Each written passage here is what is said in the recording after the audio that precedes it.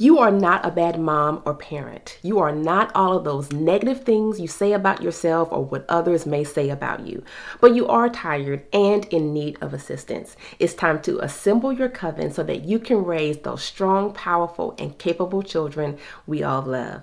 This is Netflix, Chill Out, and Parent, what Agatha All Along taught me about the village. I never doubted us for a second.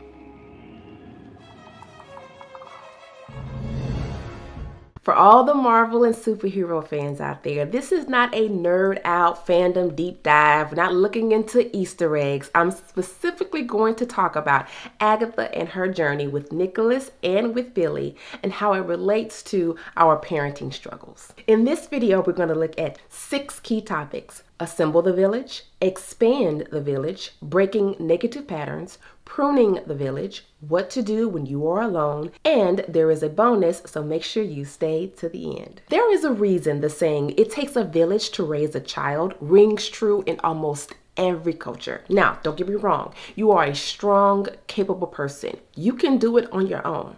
But do you want to? Now let's look at Agatha. In herself, she is powerful and capable of doing all kinds of things. However, when it comes to her son Nicholas, she is unable to protect him, and as a result, he eventually passes. Enter Billy, who is not Agatha's biological son, but she kind of takes him on as an unofficial adopted son, a protege, or her pet as she calls him in the series. But instead of going at it alone, she assembles a group of capable women, each with a specific skill set, who help raise Billy. And in the end, he grows to be in himself independent, powerful, and capable. When it comes to parenting, you can do it alone or with just you and your partner. But you have limitations. Consider this: you cannot buy bread at an Apple store. Now, Apple is a huge company, but if you are hungry or thirsty, do not go to an Apple store. And in this same lane, once you assemble a group of people who say, "Yes, I love you, I love your children, I'm here for you, I got you, whatever you need," do a thorough assessment of that person and that person's skill set and or resources. Make sure that you are only utilizing them for the things that they are actually equipped to handle. Because what you don't want to happen is for that person to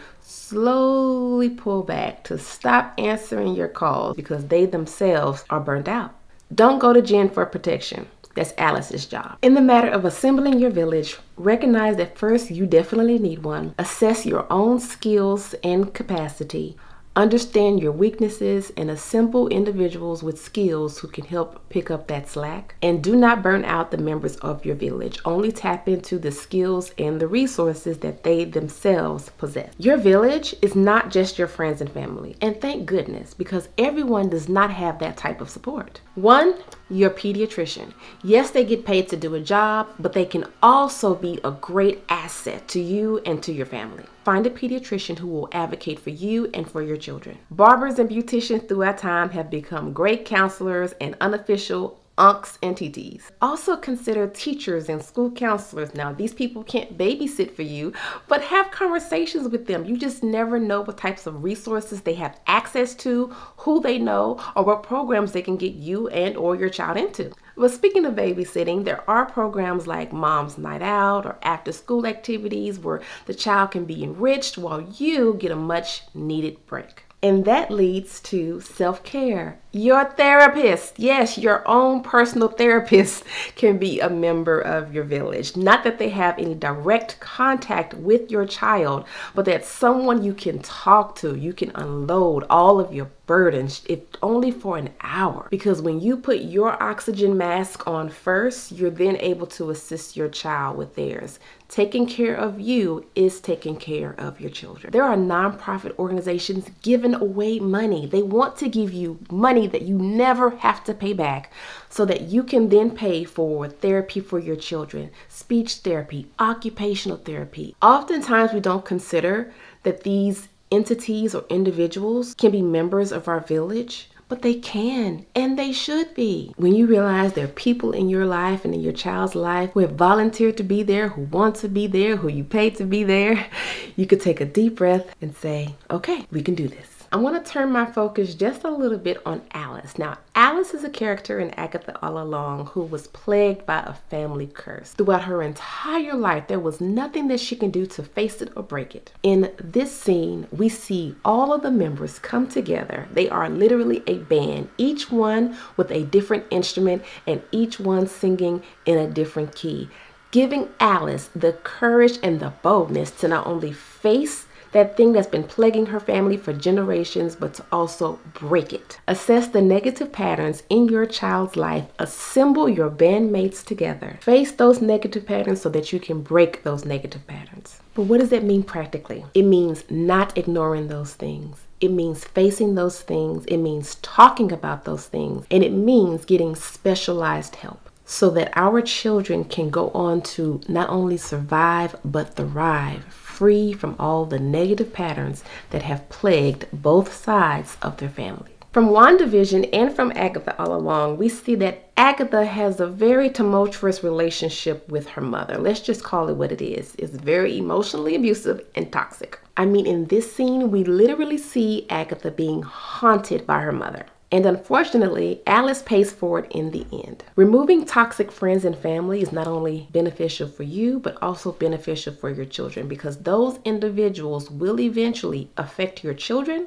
or they will indirectly affect your children through you. All the pain, emotional abuse, and the trauma that they inflict on you can spill over into your children. You don't owe these people anything, but you owe your children everything. Do yourself and your children a favor and prune the village. There will be times in the darkest hour where no one is there for you to lean on. But you did your job. You assembled your village. You expanded it to include individuals outside your friends and family circle.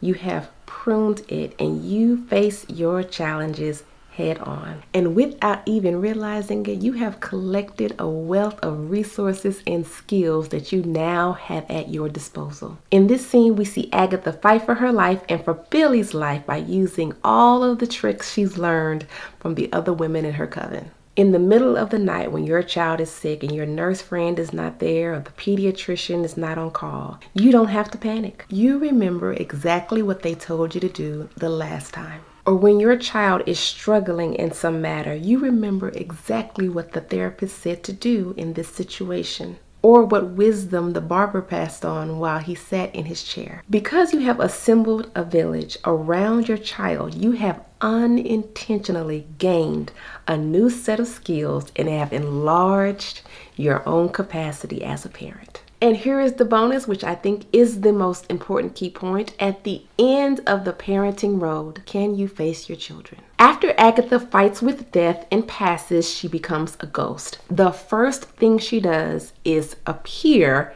in front of Billy. She's happy, she's making light jokes. Well, that's because Billy is now strong and independent and capable. She did her job, not just by herself, not just tapping into her own limited resources, but by having a group of women, each with a different skill set to help her along the way. But the moment she realizes that Billy is trying to send her all the way to the afterlife, she freaks.